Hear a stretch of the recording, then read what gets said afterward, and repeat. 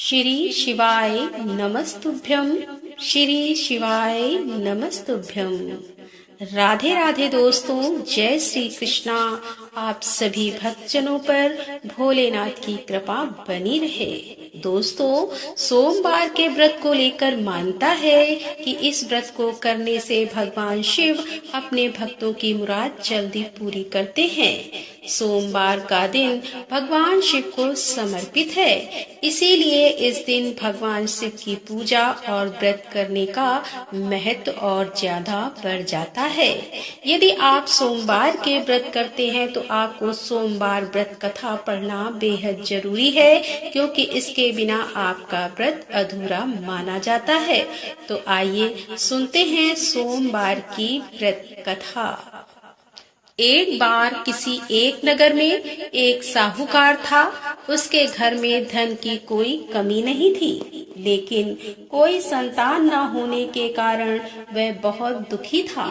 संतान प्राप्ति के लिए वह हर सोमवार को व्रत रखता था और पूरी श्रद्धा के साथ शिव मंदिर जाकर भगवान शिव और माता पार्वती की पूजा करता था। उसकी भक्ति देखकर एक दिन माँ पार्वती प्रसन्न होकर भगवान शिव से साहूकार की मनोकामना पूर्ण करने का निवेदन किया। पार्वती जी के आग्रह पर भगवान शिव ने कहा कि हे पार्वती, इस संसार में हर प्राणी को उसके कर्मों का फल मिलता है और जिसके भाग्य में जो हो उसे भोगना ही पड़ता है। लेकिन पार्वती जी ने साहूकार की भक्ति देखकर उसकी मनोकामना पूर्ण करने की इच्छा व्यक्त की। माता पार्वती के आग्रह पर शिव जी ने साहूकार को पुत्र प्राप्ति का वरदान तो दे दिया, लेकिन उन्होंने बताया कि यह बालक 12 वर्ष तक ही जीवित रहेगा। माता पार्वती और भगवान शिव की बातचीत को साहूकार सुन रहा था, इसीलिए उसे ना तो इस बात की खुशी थी और ना ही दुख था। वह पहले की भांति शिव जी की पूजा करता रहा। कुछ समय के बाद साहूकार की पत्नी ने एक पुत्र को जन्म दिया। जब वह बालक 11 वर्ष का हुआ तो उसे पढ़ने के लिए काशी भेज दिया गया। साहूकार ने पुत्र के मामा को बुलाकर उसे बहुत सारा धन देते हुए कहा कि तुम इस बालक को काशी विद्या प्राप्ति के लिए ले जाओ। तुम लोग रास्ते में यज्ञ कराते जाना और ब्राह्मणों को भोजन दक्षिणा देते हुए जाना। दोनों मामा भांजे इसी तरह यज्ञ कराते और ब्राह्मणों को दान दक्षिणा देते काशी नगरी निकल पड़े। इस दौरान रात में एक नगर पड़ा, जहां नगर के राजा की कन्या का विवाह था। लेकिन जिस राजकुमार से उसका विवाह होने वाला था वह एक आंख से काना था। राजकुमार के पिता ने अपने पुत्र के काना होने की बात को छुपाने के लिए सोचा, क्योंकि ना उसने साहूकार के पुत्र को दूल्हा बनाकर राजकुमारी से विवाह करा दूं, विवाह के बाद इसको धन देकर विदा कर दूंगा और राजकुमारी को अपने नगर ले जाऊंगा। लड़के को दूल्हे के वस्त्र पहनाकर राजकुमारी से विवाह करा दिया गया। साहूकार का पुत्र ईमानदार था, उसे यह बात सही नहीं लगी, इसीलिए उसने अवसर पाकर राजकुमारी के दुपट्टे पर लिखा कि तुम्हारा विवाह तो मेरे साथ हुआ है, लेकिन जिस राजकुमार के संग तुम्हें भेजा जाएगा वह एक आंख से काना है। मैं तो काशी पढ़ने जा रहा हूँ। जब राजकुमारी ने चुन्नी पर लिखी बातें पढ़ी तो उसने अपने माता पिता को यह बात बताई। राजा ने अपनी पुत्री को विदा नहीं किया, फिर बारात वापस चली गई। दूसरी ओर साहूकार का लड़का और उसका मामा काशी पहुँचे और वहां जाकर उन्होंने यज्ञ किया। जिस दिन लड़का 12 साल का हुआ उस दिन भी यज्ञ का आयोजन था।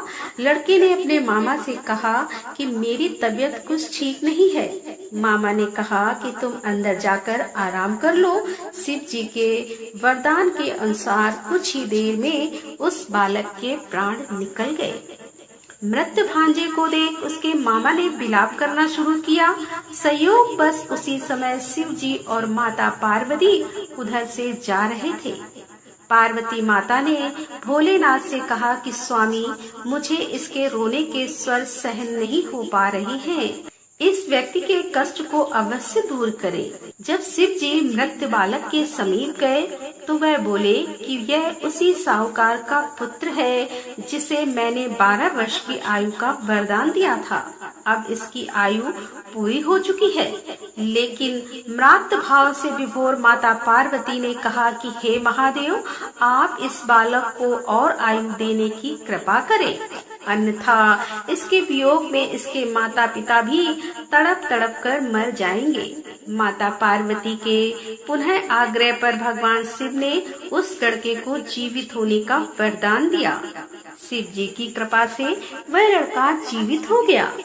शिक्षा पूरी करके लड़का मामा के साथ अपने नगर की ओर वापस चल दिया। दोनों चलते हुए उसी नगर में पहुँचे जहाँ उसका विवाह हुआ था। उस नगर में भी उन्होंने यज्ञ का आयोजन किया। उस लड़के के ससुर ने उसे पहचान लिया और महल में ले जाकर उसकी खातिरदारी की और अपनी पुत्री को विदा किया। इधर साहूकार और उसकी पत्नी भूखे प्यासे रहकर बेटे की प्रतीक्षा कर रहे थे।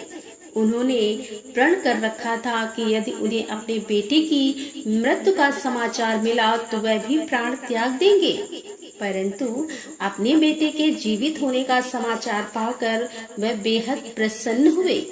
उसी रात भगवान शिव ने साहूकार के स्वप्न में आकर कहा कि हे श्रेष्ठ जी, मैंने तेरे सोमवार के व्रत करने और व्रत कथा सुनने से प्रसन्न होकर तेरे पुत्र को लंबी आयु प्रदान की है।